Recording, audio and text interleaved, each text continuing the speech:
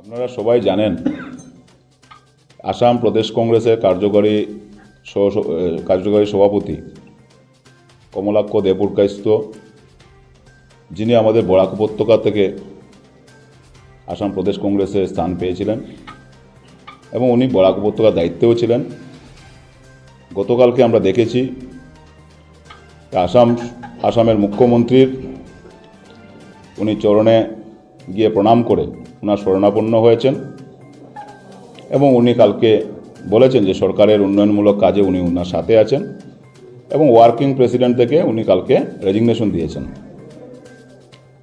আমরা বহুত আগে থেকে জানতাম এবং আমরা সবসময় দেখতাম মুখ্যমন্ত্রী বিভিন্ন সময় বিভিন্ন সাংবাদিক সম্মেলনে বলতেন যে কংগ্রেস দলে অনেক আমার নিজের মানুষ আছে।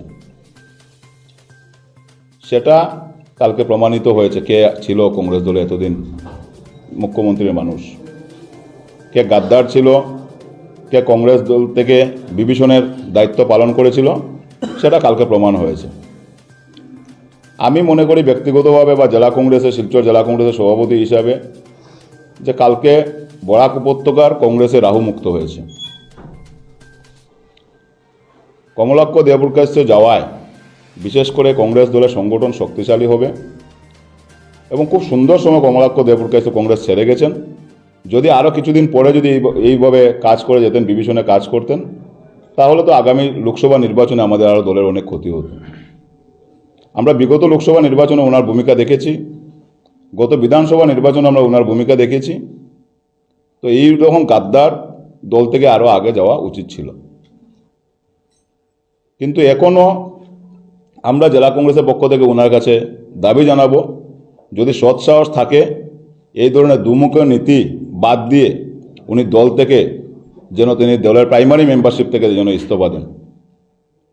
ওনার সৎসাহস নেই ইস্তফা দেওয়ার জন্য, কেন উনি জানেন ইস্তফা দিলে উত্তর করিমগঞ্জে আবার নির্বাচন হবে, মধ্যবর্তী নির্বাচন হবে এবং সেই নির্বাচনে ওনার জয়ী হওয়ার মতো কোনো সৎসাহস ওনার নেই।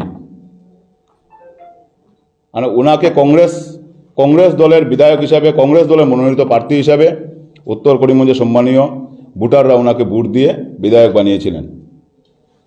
আজকে ওনার মতো মির্জাফরকে আর উত্তর করিমগঞ্জের মানুষ, সম্মানীয় ভোটাররা কোনোদিন ভোট দেবেন না, সেটা উনি ভালোভাবে জানেন। সেই জন্য উনি দলের কার্যকরী সভাপতি থেকে উনি ইস্তফা দিয়েছেন, কিন্তু উনার দলের প্রাথমিক সদস্য থেকে ইস্তফা দেননি।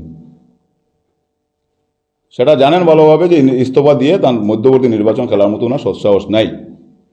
উনি এইভাবে না গরকা না গাটকা হয়ে 2.5 বছর মুখ্যমন্ত্রীর শরণাপন্ন হয়ে উনি 2.5 বছর ওনার যে মুনাফা লুটার যে ইচ্ছা, সেই ইচ্ছাটা উনি পূরণ করবেন।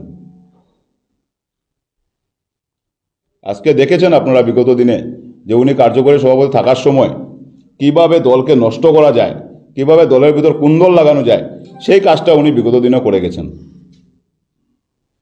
আজকে শিলচর জেলা কংগ্রেস এটা ঐতিহ্যপূর্ণ জেলা কংগ্রেস। সেই শিলচর জেলা কংগ্রেসে আজকে সন্তোষ মোহন দেবের মতো ব্যক্তি, মইনুল হক চৌধুরীর মতো ব্যক্তিরা নেতৃত্ব দিয়ে গেছেন। কিন্তু কিছু সময় উনার মতো একটা ব্যক্তির হাতে সেই দায়িত্ব পাওয়ার পর কিভাবে শিলচর জেলা কংগ্রেসের সেই ঐতিহ্য নষ্ট করা যায়, উনি বারবার উঠে পড়ে লেগেছিলেন শিলচর জেলা কংগ্রেসকে কিভাবে কালিমা করা যায়। আজকে হাইলাকান্দিতে আমরা দেখেছি বারবার উনি দলের মধ্যে যেন অন্তর্কুন্দল লাগানোর জন্য বারবার উনি চেষ্টা চালিয়েছেন। আজকে উনি যাওয়ায় করিমগঞ্জ কংগ্রেসে সবসময় আপনারা দেখবেন যেটা গোষ্ঠী কোন্দল লাগিয়ে থাকে, সেটা একমাত্র দায়ী ছিল কমলাক্ষ দেবপুরকাইস্ত। আজকে উনি যাওয়ায় দলের 3টা জেলাতেই আমার মনে হয় দল আরও শক্তিশালী হবে, সংগঠন আরও মজবুত হবে। কেন এই ধরনের বিভীষণ আজকে থেকে বরাক উপত্যকাতে আর কংগ্রেস দলে নেই। আমার যদি কোনো ধরনের দুর্নীতি না থাকে তাহলে আমাকে কোনো চাপেই আমাকে নত স্বীকার করাতে পারবে না। আমি মুখ্যমন্ত্রীকে অনুরোধ করব এবং ওনার স্পষ্টীকরণ দাবি করব আমরা মুখ্যমন্ত্রীকে, যদি ওনার সত্যিকারে যদি তিনি গৃহ বিভাগের দায়িত্বে আছেন মুখ্যমন্ত্রী যে সিএম ভিজিলেন্স, কালকে থেকে সিএম ভিজিলেন্সে কী হবে, সিএম ভিজিলেন্স এতদিন ধরে ইনকোয়ারি করলো, সেটার কি রিপোর্ট আসলো, সেটা শ্বেতপত্র যেন জনসাপেক্ষে তুলে ধরা হয়। তাহলে আমরা বুঝতে পারবো যে সিএম ভিজিলেন্স সত্যিকার অর্থেই দুর্নীতির এগেনস্টে কাজ করে যাচ্ছে।